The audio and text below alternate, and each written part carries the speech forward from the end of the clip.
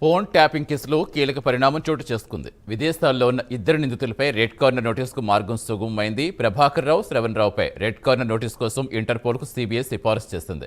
CBI ద్వారా ఇంటర్పోల్కు red corner notice పత్రాలు చేరుకున్నాయి. పోలీసులు ఇచ్చిన అన్ని పత్రాలతో సిబిఐ సంతృప్తి చెందింది.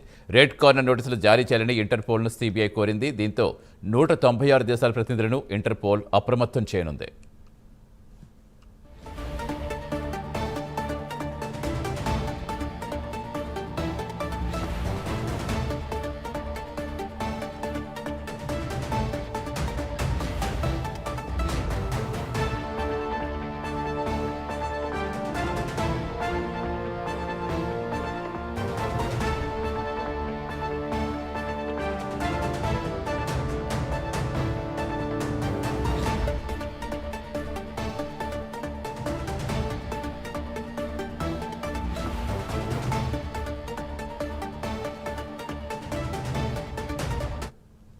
పూర్తి సమాచారం ఇచ్చేందుకు మా కరెస్పాండెంట్ కుమార్ లైవ్లో జరుగుతున్నారు. Good morning Kumar. So Interpol నోటీసులతో ఇక ఫోన్ ట్యాపింగ్ కేసులో విచారణ వేగవంతం కాబోతుంది అనుకోవాలా?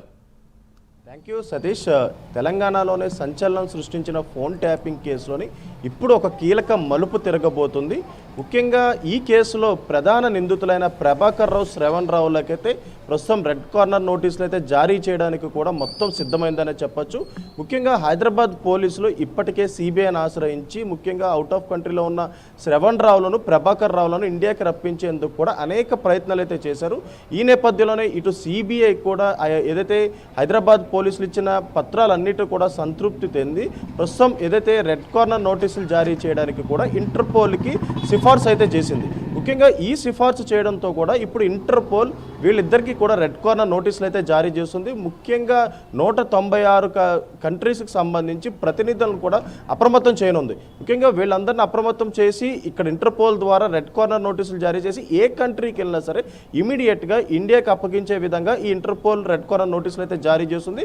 ముఖ్యంగా గతం నుంచి కూడా ఏదైతే హైదరాబాద్ పోలీసులు ఇంటర్పోల్ ద్వారా రెడ్ కార్నర్ నోటీసులు జారీ చేయడానికి అనేక విధాలుగా ప్రయత్నాలు అయితే చేశారు. దానికి సంబంధించిన ప్రూఫ్స్తో పాటు పత్రాలన్నీ కూడా సిబిఐకి సబ్మిట్ చేయడంతో కూడా సిబిఐ సంతృప్తి చెంది దీనిపై ఏదైతే ఇంటర్పోల్కి సిఫార్సు అయితే చేసింది. ముఖ్యంగా గతంలో ఎప్పుడైతే తెలంగాణలోని ఫోన్ ట్యాపింగ్ కేసు రిజిస్టర్ అయిందో ఇమీడియట్గా ఇటు ప్రభాకర్ రావుతో పాటు శ్రవణ్ రావులు ఇద్దరూ కూడా ఇండియాని విడిచిపెట్టి వెళ్ళిపోయారు. ఆ తర్వాత ఎస్ఐబిలో పనిచేస్తున్న కీలక వ్యక్తులైన ప్రణీత్ రావు, రాధాకిషన్ రావు, భుజంగరావు, తిరుపతన్న ఇలా అనేక మందిని పోలీసులు అయితే విచారించారు. ఇందులో కొంతమందిని అరెస్టులు కూడా చేశారు.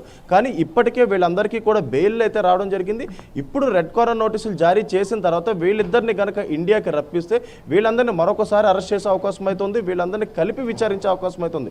ఎందుకంటే ముఖ్యంగా ఎస్ఐబిలో పనిచేసిన ప్రతి ఒక్కరిని కూడా పోలీసులు విచారించిన తర్వాత వాళ్ళు ఇచ్చిన స్టేట్మెంట్లోని ప్రధానంగా ఏదైతే SIB chief Prabhakar Rao ఆదేశాలతోనే phone ట్యాపింగ్లు జరిగాయంటూ కూడా వాళ్ళైతే స్టేట్మెంట్లు ఇచ్చారు. అలాగే మరొక పక్క రాజకీయ పరంగా చూసుకున్నట్టయితే కొంతమంది అగ్రనేతల పేర్లు కూడా వాళ్ళైతే చెప్పడం జరిగింది. ఈ వేళ మొత్తం ఏదైతే ఈ రాజకీయ పరంగా చూసుకున్నట్టయితే ఇప్పుడు గత 10 ఏళ్లలోనే బీఆర్ఎస్ హయాంలో ఉంది. అదే సమయంలో ఈ ఫోన్ ట్యాపింగ్ కూడా జరిగింది. అప్పటి ప్రతిపక్ష నేత అయిన రేవంత్ రెడ్డితో పాటు ఇటు బీజేపీలోని అగ్రనాయకులు ఫోన్లో ట్యాప్ కూడా చేయడం జరిగింది. ఈ నేపథ్యంలోనే ఇటు వీళ్ళందరినీ అరెస్ట్ చేసిన తర్వాత ఈ 10 ఏళ్లలోని బీఆర్ఎస్లో అగ్రనేతల పేర్లు కూడా వీళ్ళు చెప్పినట్లయితే ప్రస్తుతం తెలుస్తుంది.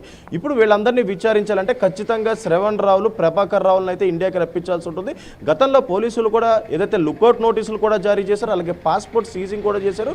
కానీ అప్పటికే ఏదైతే అమెరికాలోని ప్రభాకర్ రావు గ్రీన్ కార్డు కూడా పొంది ఉన్నారు. ముఖ్యంగా ఇప్పుడు ప్రభాకర్ రావుని, శ్రవణ్ రావుని అయితే ఇండియాకి అయితే రప్పించడానికి మొత్తం సర్వం సిద్ధమైందనే చెప్పొచ్చు. ఎందుకంటే రెడ్ కార్నర్ నోటీసులు జారీ చేస్తే ఖచ్చితంగా 196 దేశాలకు సంబంధించి ఏ దేశం వెళ్ళినా సరే ఇమీడియట్గా ఇండియాకి